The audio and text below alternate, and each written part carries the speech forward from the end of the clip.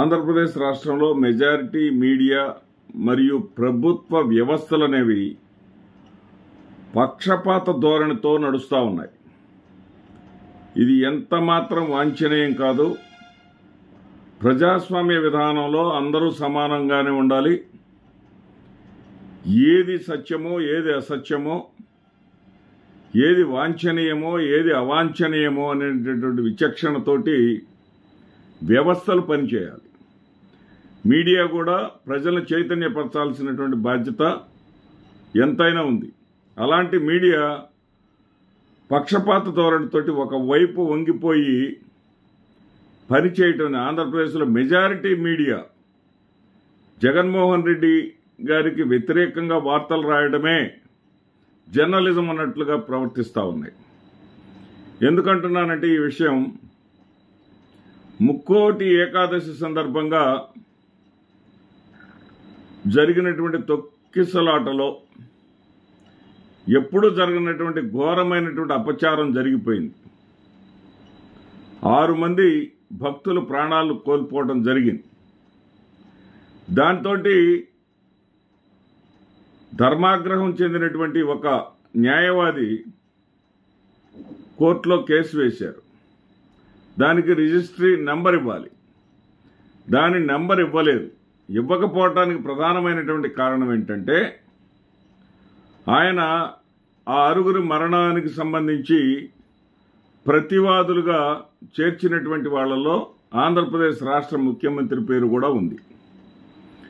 ఆంధ్రప్రదేశ్ రాష్ట్ర ముఖ్యమంత్రిని కూడా ప్రతివాదిగా చేర్చారు. దానిని రెస్పాండెంట్గా చేర్చడాన్ని అక్కడ రిజిస్ట్రీ ఒప్పుకోలేదు. వాళ్ళు ఏమన్నారంటే ముఖ్యమంత్రి పేరు తొలగించి ముఖ్యమంత్రి ఆయన గవర్నర్ను కూడా బాధ్యుడిని చేశాడు. ఎందుకంటే ప్రభుత్వాధినేత సాంకేతికంగా గవర్నర్ గారే కాబట్టి ఈ ఇద్దరు పేర్లను తొలగించి టీటీడీ బోర్డు మీద మాత్రమే మీరు వేసుకోండి, అప్పుడు మాత్రమే మీకు నెంబర్ ఇస్తామని చెప్పేసి దాన్ని వెనక్కి పంపించడం జరిగింది. సరే, ముఖ్యమంత్రి ఏం చేస్తారు? టీటీడీ బోర్డులో జరిగినటువంటి అపచారానికి అనుకుందాం, అది సహేతుకమైన అనుకుందాం. అదే పరిస్థితి జగన్మోహన్ రెడ్డి గారు ముఖ్యమంత్రిగా ఉన్నప్పుడు కూడా వర్తించాలి కదా. జగన్మోహన్ రెడ్డి గారు ముఖ్యమంత్రిగా ఉన్నటువంటి సమయంలో వారి బాబాయ్ మరి వైవి సుబ్బారెడ్డి గారు చైర్మన్గా ఉన్నటువంటి సమయంలో తిరుమల లడ్డూల్లో కల్తీ జరిగిందంటూ ఇప్పటి ముఖ్యమంత్రి చంద్రబాబు నాయుడు గారు ఒక బాంబు పేల్చారు. మరి ఆ బాంబు పేల్చినప్పుడు అప్పటి ముఖ్యమంత్రి జగన్మోహన్ రెడ్డి గారినే బాధ్యుని చేసింది కదా ఈ మీడియా కానీ ఈ వ్యవస్థలు కానీ. ఏ స్థాయికి తీసుకెళ్లారంటే దాన్ని ఒక జాతీయ సమస్యగా అందరికీ గుర్తుండే ఉంటుంది. ఒక వారం 10 రోజుల పాటు తిరుమల లడ్డూ తప్ప మరొక అంశమే లేదు. నేషనల్ ఛానల్స్లో కానీ మరి రాష్ట్ర స్థాయి ఛానల్స్లో కానీ ఎక్కడైనా సరే జగన్మోహన్ రెడ్డి క్రిస్టియానిటీని బయటకు తీసుకొచ్చి ఎంత దారుణంగా విమర్శలు చేయాలో అంత దారుణంగా విమర్శలు చేశారు. ఎంత పరిస్థితులను సృష్టించారంటే జగన్మోహన్ రెడ్డి గారు తిరుమల పర్యటన రద్దు చేసుకోవాల్సినంతటి అలజడి పరిస్థితులను సృష్టించారు. అక్కడ సనాతన మీటింగ్ని పెట్టేశారు. ఉప ముఖ్యమంత్రి ఎంతో దారుణంగా వ్యవహరించారు.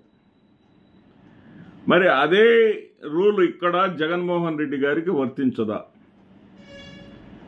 ఎక్కడైతే 6 మరణం పాలైనప్పుడు ముఖ్యమంత్రి గారి పేరు ఉండటానికి వీల్లేదు, ముఖ్యమంత్రికి ఏం సంబంధం లేదు అని చెప్పేటటువంటి ఈ వ్యవస్థలు, ఈ మీడియా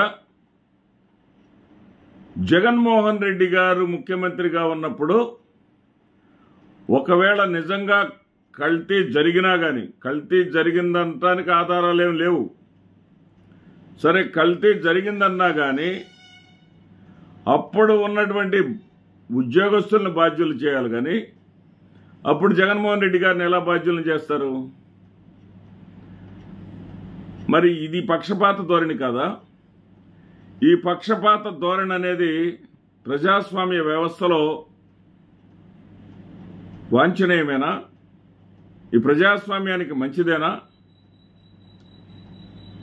అంతా సమానంగా ఉండాలి కదా. జగన్మోహన్ రెడ్డి గారిని ఒక కోణంలో చూపిస్తూ చంద్రబాబు నాయుడు గారిని మరొక కోణంలో చూపిస్తే ఇది ఎలా ప్రజాస్వామ్యం అవుతుంది? ఈ విధానం ఎలా యాక్సెప్ట్ చేయాలి మనం?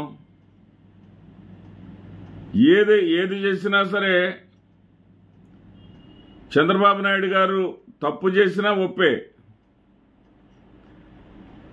జగన్మోహన్ రెడ్డి గారు ఒప్పు చేసినా తప్పే. అమ్మఒడి ఇస్తా ఉంటే జగన్మోహన్ రెడ్డి గారు ఇచ్చేటటువంటి అమ్మఒడి ఒక బురిడి కొట్టించేటటువంటి పథకం అండి. అర్హులైన వాళ్ళకి ఇవ్వటం లేదని, ఇంట్లో ఎంతమంది పిల్లలుంటే అంతమందికి ఇవ్వాలని, మరి ఏదైతే ఇద్దరు పిల్లలుంటే ఒక పిల్లవాడు స్కూల్కి వెళ్తా ఉంటే రెండో పిల్లవాడు గేదెలు కాసుకోవాలని ఇంత దారుణంగా విమర్శలు చేసినటువంటి వీళ్ళు అధికారంలోకి వచ్చిన తర్వాత ఒక విద్యా సంవత్సరం మొత్తం కూడా ఎగ్గొట్టినా కానీ ఎవ్వరు ఏం మాట్లాడరు. ఒక విద్యా సంవత్సరం మొత్తం కూడా ఆ తల్లిదండ్రులకు కానీ ఆ బిడ్డలకు కానీ ఆ ఖాతాలో డబ్బులు జమ చేయకపోయినా కానీ ఈ మీడియా ఏం మాట్లాడదు, ఈ వ్యవస్థలు ఏం మాట్లాడవు. దానికి కూడా జగన్మోహన్ రెడ్డి గారే బాధ్యులు. జగన్మోహన్ రెడ్డి గారు ఆర్థిక వ్యవస్థను నాశనం చేశారు. ఆ జగన్మోహన్ రెడ్డి గారు నాశనం చేసినటువంటి వ్యవస్థని గాడిలో పెట్టడానికి మాకు ఇంకా సమయం కావాలి అని చంద్రబాబు నాయుడు గారు చెబితే దానిని హైలైట్ చేస్తారు, దానిని మాత్రమే చూపిస్తారు. జగన్మోహన్ రెడ్డి గారు ఆర్థిక విధ్వంసం చేశారు, ఆర్థిక నాశనం చేశారని చెప్తారు.